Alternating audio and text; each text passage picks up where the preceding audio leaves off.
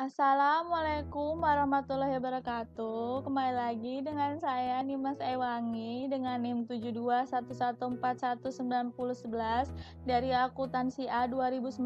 Pada video ini saya akan bahas tentang bab 3 yang berjudul menggunakan teknologi informasi dalam menjalankan perdagangan elektronik atau e-commerce. Apa itu perdagangan elektronik atau yang disebut e-commerce?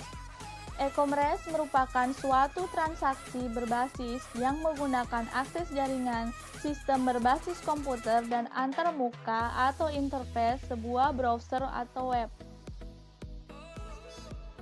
E-commerce di luar batas perusahaan. Terdapat dua jenis e-commerce. Yang pertama itu ada e-commerce bisnis ke konsumen atau B2C, mengacu pada transaksi-transaksi yang terjadi antar sebuah bisnis dan konsumen akhir produk. Lalu yang kedua ada e-commerce bisnis ke bisnis atau B2B, mengacu pada transaksi antar bisnis, di mana tidak ada pihak yang menjadi konsumen akhir. Selanjutnya, manfaat-manfaat yang diharapkan dari e-commerce. Terdapat 3 manfaat. Yang pertama itu perbaikan layanan pelanggan sebelum, selama, dan setelah penjualan. Lalu yang kedua ada perbaikan hubungan dengan pemasok dan komunitas keuangan. Lalu yang ketiga ada peningkatan imbalan hasil ekonomis atas pemegang saham dan investasi pemilik. Manfaat-manfaat tersebut akan memberikan kontribusi pada stabilitas keuangan perusahaan dan memungkinkannya bersaing dengan lebih baik di dalam dunia bisnis yang semakin luas menerapkan teknologi komputer. Kendala-kendala e-commerce. Terdapat 3 kendala dalam e-commerce. Yang pertama itu biaya yang tinggi, lalu yang kedua itu kekhawatiran akan masalah keamanan, dan yang ketiga ada perantik lunak yang belum mapan atau belum tersedia. Ruang lingkup e-commerce. Ruang lingkup pengaruh e-commerce dapat berubah dalam waktu beberapa bulan. E-commerce memiliki arti penting di beberapa negara karena e-commerce salah satu penunjang di dalam aktivitas perekonomian. Jalan menuju e-commerce. Rencana bisnis strategis akan membakukan komitmen untuk menggunakan e-commerce guna meraih keunggulan kompetitif. Perusahaan harus memperoleh kecerdasan bisnis sehingga perusahaan tersebut akan dapat memahami peranan potensial yang akan dimainkan oleh masing-masing. Inteligensi bisnis. Inteligensi bisnis atau BI adalah aktivitas pengumpulan informasi mengenai unsur-unsur di dalam lingkungan yang berinteraksi dengan perusahaan. Basis data eksternal. Perusahaan tidak perlu harus mengumpulkan informasi lingkungan sendiri. Tersedia sejumlah basis data komersial yang penting yang memberikan informasi mengenai hampir semua subjek. Yang pertama ada LexiLexis, www.lexinexis.com, lalu yang kedua ada Dialog, www.dialog.com, dan masih banyak lagi seperti yang saya perlihatkan di PPT saya.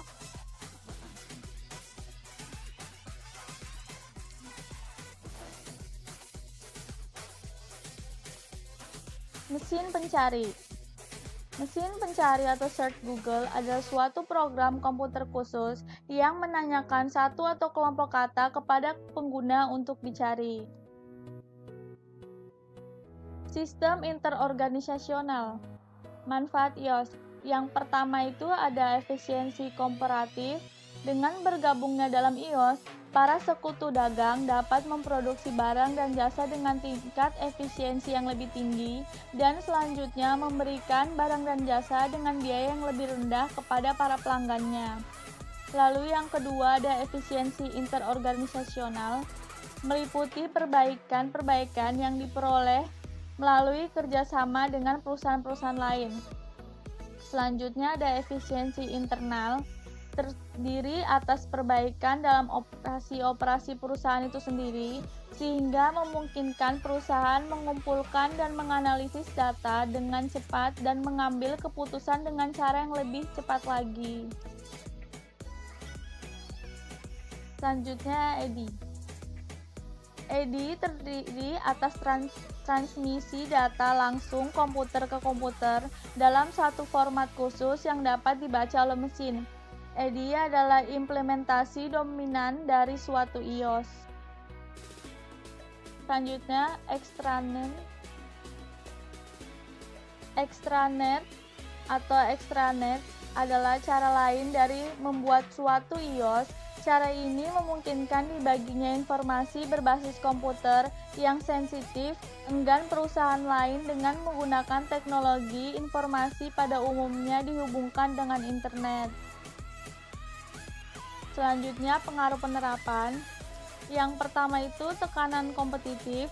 Ketika perusahaan berada dalam suatu posisi yang buruk terhadap para pesaingnya, atau ketika asosiasi industri atau perdagangan memberikan tekanan yang kuat, perusahaan akan menerapkan iOS seperti EDI dengan cara yang relatif. Lalu yang kedua itu penggunaan kekuasaan. Ketika sebuah perusahaan dapat memaksakan kekuasaannya atas anggotanya yang lain. Lalu yang ketiga, kebutuhan internal, yaitu ketika perusahaan sadar bahwa partisipasi dalam iOS merupakan salah satu cara untuk meningkatkan operasinya. Lalu yang terakhir, dukungan manajemen puncak, tanpa melihat apakah perusahaan tersebut bertindak dengan cara yang praktis atau reaktif. Selanjutnya, manfaat-manfaat tidak langsung iOS. Yang pertama itu mengurangi kesalahan, lalu yang kedua menurunkan biaya, yang ketiga meningkatkan efisiensi operasional, dan yang keempat meningkatkan kemampuan bersaing, yang kelima memperbaiki hubungan dengan sekutu dagang, dan yang terakhir memperbaiki layanan pengguna. Selanjutnya, strategi B2C untuk e-commerce. Produk-produk digital. Produk jasa digital dapat dikirimkan kepada pelanggan melalui internet. Dunia hiburan telah menjadi salah satu produk awal yang mengambil manfaat dari internet. Lagu, album, film, dan produk-produk serupa dapat dibeli dari situs-situs web seperti Sony. Produk-produk fisik. Barang-barang fisik tidak dapat dikonsumsi melalui web. Sebagai gantinya harus dikirimkan ke pelanggan. Pesanan penjualan dapat diambil oleh web, tapi pengirimannya harus tetap dilakukan.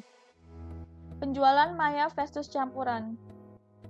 Penjualan maya adalah penjualan yang dilakukan oleh sebuah perusahaan yang tidak mengoperasikan tempat berjualan fisik. Sedangkan perusahaan campuran terjadi ketika perusahaan memiliki tempat berjualan secara fisik dan situs web. Selanjutnya, pemerintahan elektronik. Pemerintahan juga dapat mengambil manfaat dari e-commerce. Satu contoh adalah Polk County di Florida. Kantor pajak Polk County menggunakan layanan online untuk melelang sertifikat pajak bumi dan bangunan pada tahun 2006. Langkah e-commerce berikutnya, perdagangan bergerak. Perdagangan bergerak adalah penggunaan telepon seluler dan asisten digital pribadi untuk melakukan e-commerce nirkabel. Aplikasi-aplikasi awal e-commerce meliputi layanan berita, transaksi, pengumuman informasi, keuangan, dan perbankan. Langkah-langkah e-commerce yang selanjutnya itu nirkabel berkelas bisnis di semua tempat. Hotspot internal nirkabel cukup memadai untuk penggunaan web umum maupun pribadi. Hotspot biasanya diciptakan dengan menggunakan suatu koneksi kabel untuk kecepatan koneksinya yang tinggi dan kemudian dipancarkan melalui sebuah poin akses nirkabel ke suatu wilayah yang kurang lebih berjarak 100 meter dari poin akses tersebut. Selanjutnya, menggunakan internet. World Wide Web.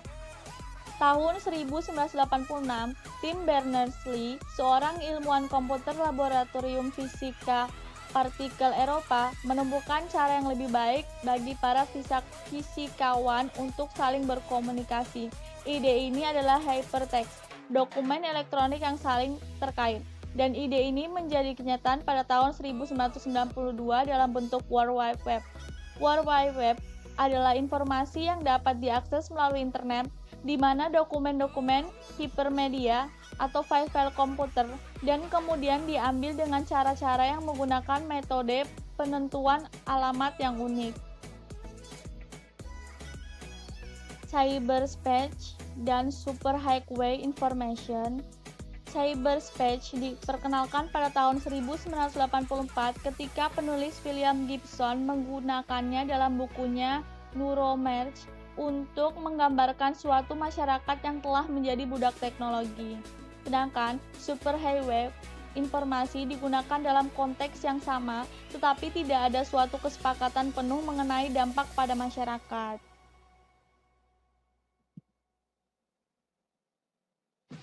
Aplikasi bisnis internet.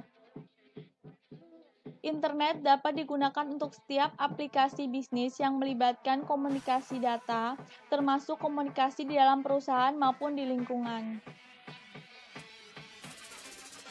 Selanjutnya, e-commerce dan manajemen rantai pasukan rumah sakit. Rumah sakit telah melakukan sebagian besar pembelian secara online. Kecepatan dan kemudahan sambungan ke vendor baru pada e-commerce adalah insentif yang kuat untuk perubahan. Aplikasi retail. Banyak peritel membuat homepage mereka secara langsung diakses melalui web.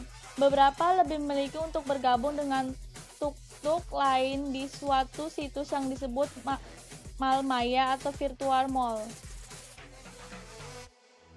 Saran-saran keberhasilan pengguna internet.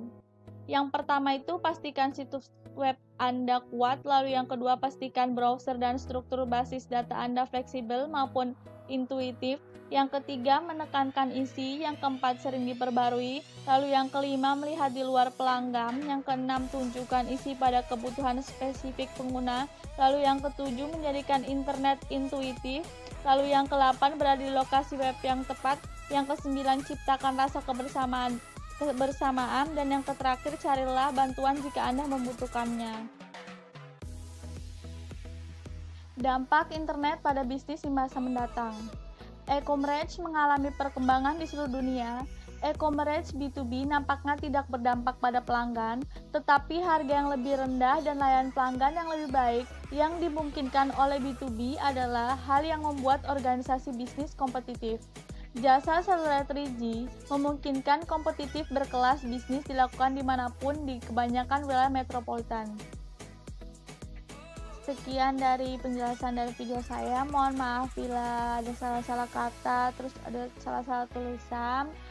Terima kasih sekali lagi dan terus tetap nonton video saya ya, mudah-mudahan bermanfaat. Dan wabillahi taufiq wal hidayah. Assalamualaikum warahmatullahi wabarakatuh. Sampai ketemu di video selanjutnya. Dadah.